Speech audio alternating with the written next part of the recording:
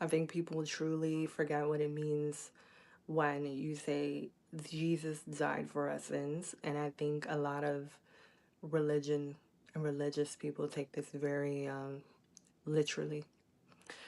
And while I'm not a Christian and I do not subscribe to any organized religion, I will tell you this.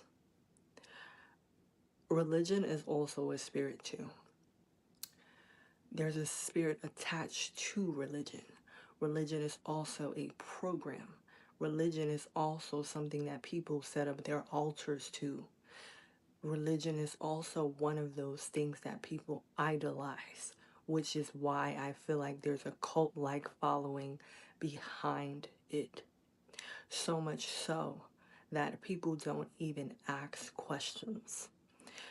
The reason that this really itches my ass is because this whole journey, I won't say the whole thing, however, one of my ego deaths was started by conflict with a very good friend that I thought I had at the time.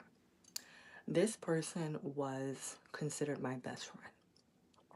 Oh, how wrong I was. Oh, how wrong I was. This person was a devout Christian, and I wasn't, you know? And we never talked about religion. We never talked about those types of things.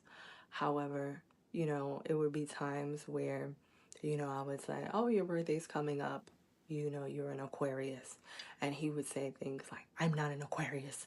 I'm a child of God. Respects. Respects. I'm not going to try to tell you any different. I'm not the type of person that tries to control people.